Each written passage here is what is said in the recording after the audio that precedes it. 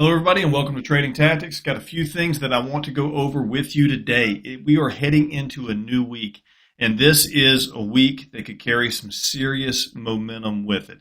Not only technically, but fundamentally as well. We have all of this SVP, the Silicon Valley Bank stuff going on. We have a ton of economic events happening this week. It's just going to be a busy week overall. What is a day trader to do?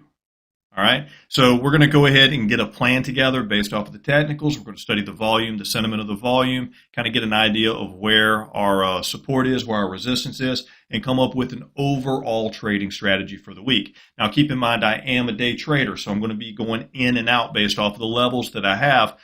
This isn't going to be some type of prediction for the market. It's just an idea of where some important levels are going to be, some levels that we can react to, and potentially what might be setting up as far as a rally or a crash. We might be breaking out of a huge range that we've been in for a while. So if you want to find out more about that, stick around until after the intro. Let's go ahead and rock out. Please hit that like, notify, and subscribe. And we can right off.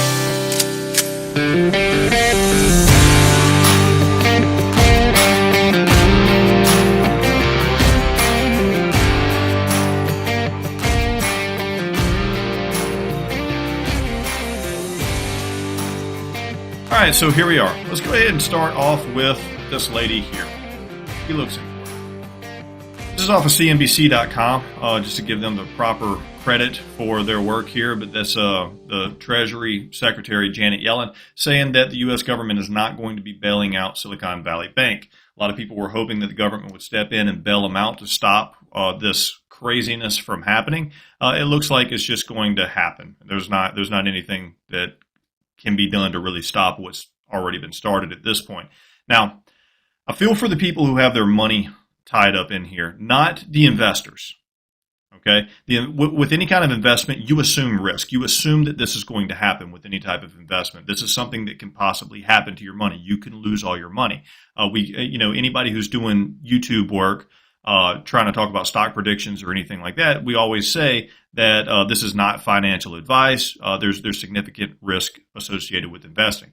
Now, it's the people that I have compassion towards in this, or the people who have their money, their paychecks deposited into this. Their bills get paid through auto drafts and things like that. This is a functioning bank. This is a place that you could walk up to. You can see a picture right here. You could walk up to this place, you could put money in it, you could take money out. These people had customers, and these customers are real people. These are the people that are going to be suffering as a result of all of this. Not to mention there's a ton of different loans and things like that. It's going to be a mess to deal with. So they're talking about the possibility of a contagion in the financial markets because of this. And we saw the contagion spread in crypto whenever it came unraveled and kind of exposed for what it was last year with Bitcoin and everything else. We may be seeing that happen.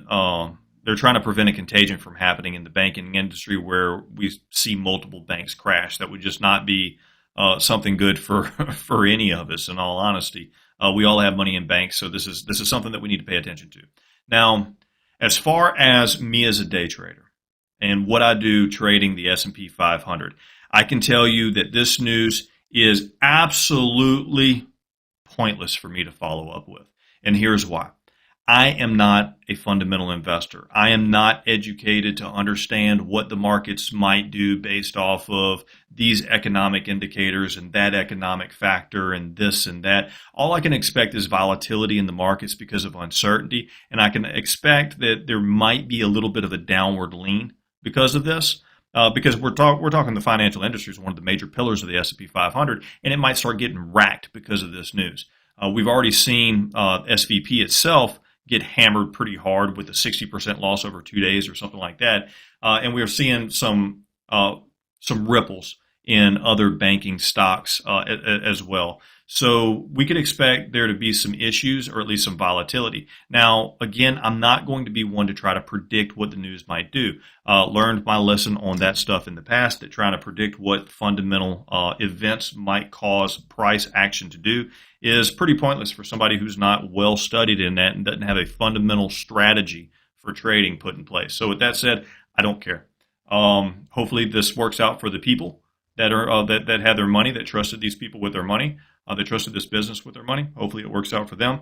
The investors, I hate it for you, but this is what we sign up to do whenever we decide to start getting invested in the stock market. We could lose all of our money in it, or at least all of our investments. So with that being said, I'm not really all that worried about a bailout. I don't think it's the government's responsibility to go bailing out everybody who mismanages their business anyway or mismanages their risk. And for all intents and purposes, as far as a day trader is concerned, I don't care. This isn't the indicator that I use to trade the markets.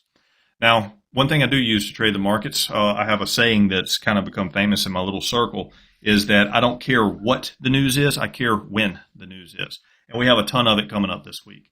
So I have the 2-star events set up here from tradingeconomics.com/calendar. This is what I absolutely love, how they structure this. And you can click on any of these and get a nice little detail and a breakdown of what it is, historical data from these types of meetings that happened in the past, so on and so forth.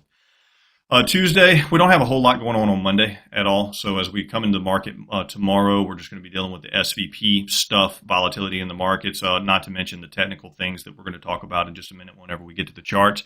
As far as Tuesday goes, it's a pretty big day. Let me change my color on my pen here. There we go.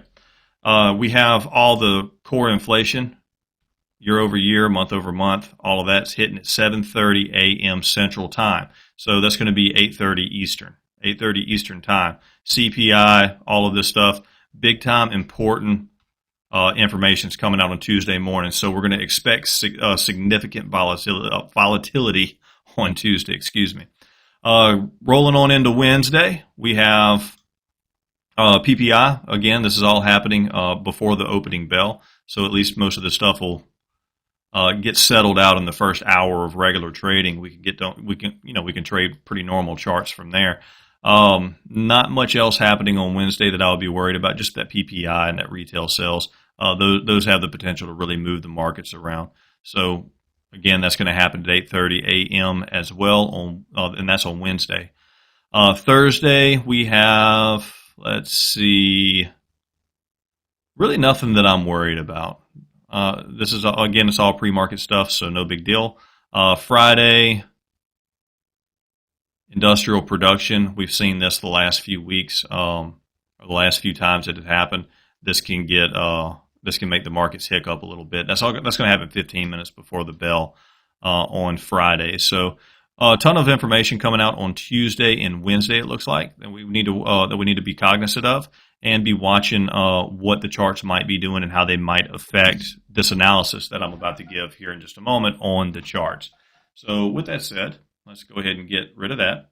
And we'll go to this handy-dandy 8-hour chart. Like the 8-hour chart because it breaks down the session for futures pretty evenly between the overnight, the Asia session, the Europe session, and then the regular hours, cash session, American session, whatever you want to call it. So the 8-hour candles do a good job of that. I don't have volume pulled up on the chart. Not really interested in volume by time with this approach. I want to be looking at volume by price using the volume profile. So this is a composite volume profile of the last year roughly. This goes back all the way to April the 22nd of 2022. And that's stretched out all the way to current day. Now, just breaking this profile down right quick, we can see that it's a relatively balanced profile. Value is pretty much stuck in the middle of all this. We're tapered out on both of the ends, so it's a pretty normal, typical structure as far as profiles are concerned. We do have this low volume node right here that I'm looking at. We'll just go ahead and label that up for now. And we can see that that's actually acted as a resistance on our last run up. Now, if you're into Fibonacci and that kind of stuff, you can find all different types of Fib stuff. This is just one approach of breaking this down. But there is confluence here that shows this as being a valid top and that this was kind of able to be anticipated as far as technicals goes. I'm going to use the word anticipated, not predicted. We don't try to predict what the market's going to do. We're going to try to anticipate what it might do so that we can have a plan to trade either way, whether it be up or down. So my look so far at this is we've rejected this top here. We've left that low volume node behind. The market might want to swing back up and try to fill in that hole just a little bit, but more likely than not, we're going to be headed down. Now, looking back to the left just a little bit, here around the December to January time frame, we do have a composite area down here where the market chopped around in this area, didn't do anything for a while, and left a nice balanced profile on the bottom. We have that value area, and you can pull those numbers right here, that 38.75 and that 38.28. That's going to be an area that we rejected off of on Friday. Coincidentally, we also ended up coming up above this composite mid, which is at 39.14. So 39.14, that's going to be the 50% from the high to the low of this composite range. And that's where we actually closed, was just around that level there.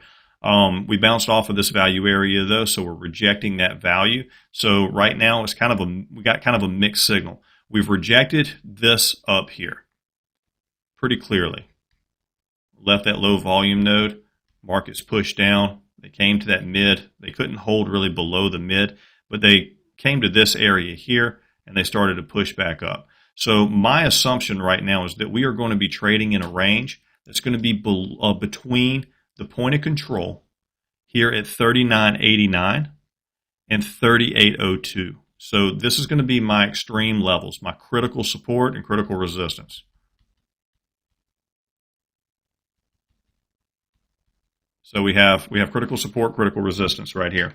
Now, whenever I'm looking at any time that I'm in a horizontal range, I don't particularly like trading from the inside out. Okay, and I'm going to have some videos on this on the channel here pretty soon.